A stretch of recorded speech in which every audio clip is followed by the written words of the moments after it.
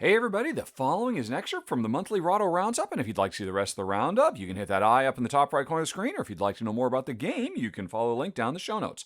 And with that out of the way, let's talk about The Feds from one of my favorite designers, Steve Finn, and this is actually a remake of a game that I covered years ago that he did called Gun Runners, where we were federal agents trying to infiltrate gun running gangs and shut them down. We're still doing that, although it's not about gun running specifically. The game never really goes into what the crime is that the criminals are engaged in. But the gameplay is still very largely the same as Gun Runners, but it's so much cooler, so much better.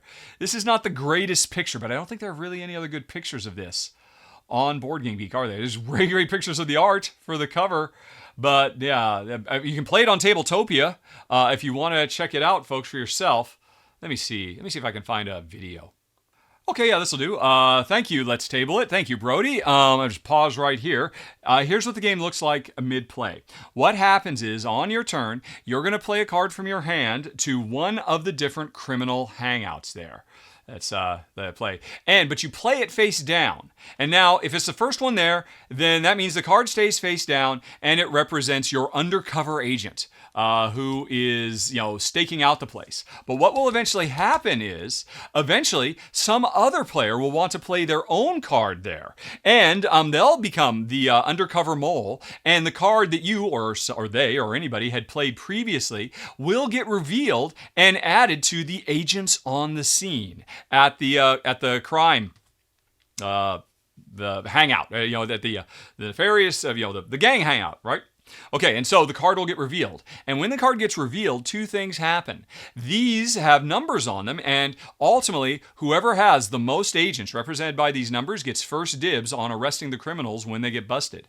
But the cards also have special powers that you get to activate when it gets revealed. Either because you played a card that revealed my card, or I really want that power to happen, so I'll play a card there to make sure the card is revealed. And that's the crux of the game. That's what makes it really, really engaging. Because these powers let you move agents from one place to another so you could better control the different areas that have higher scoring criminals to arrest, or all kinds of different things.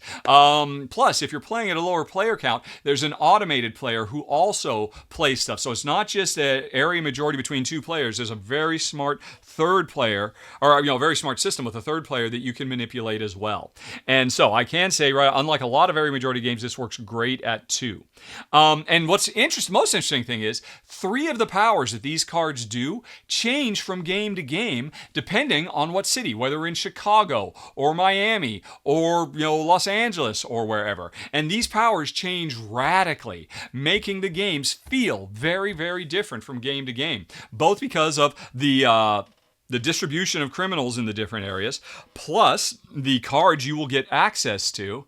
I'm sorry, Brody, I want to see the game, not your pretty face. Plus the cards you get access to.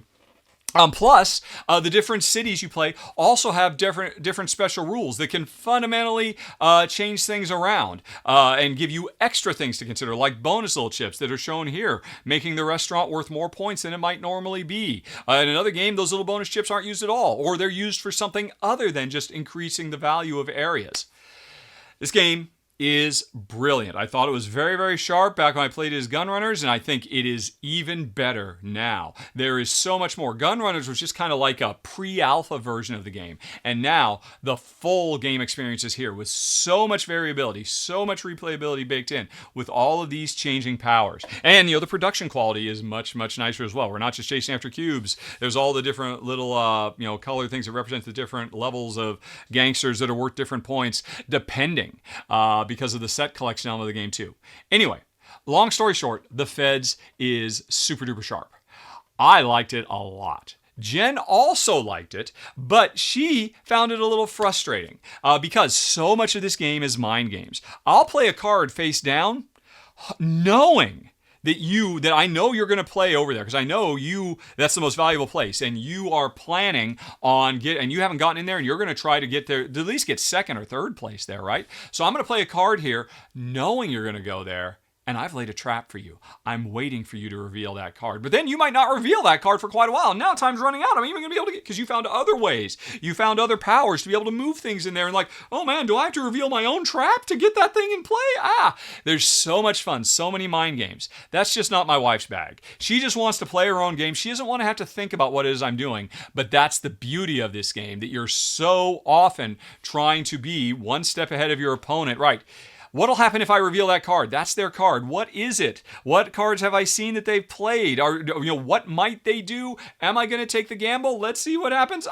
Phew, I was worried about nothing. That's a nothing card. My card is 10 times better than that. So many fun things, really clever, very impressive. If it were me, I'd be ranking it much higher, but I'm taking my wife into account. And so the Feds, for people who don't like mind games, comes in at number 13 of the month.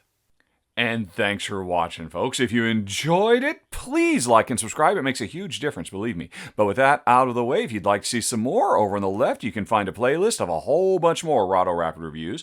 Up in the top right, there's the latest thing that's been added to the channel. And in the bottom right, you've got something YouTube recommends. Okay, folks, thanks for watching.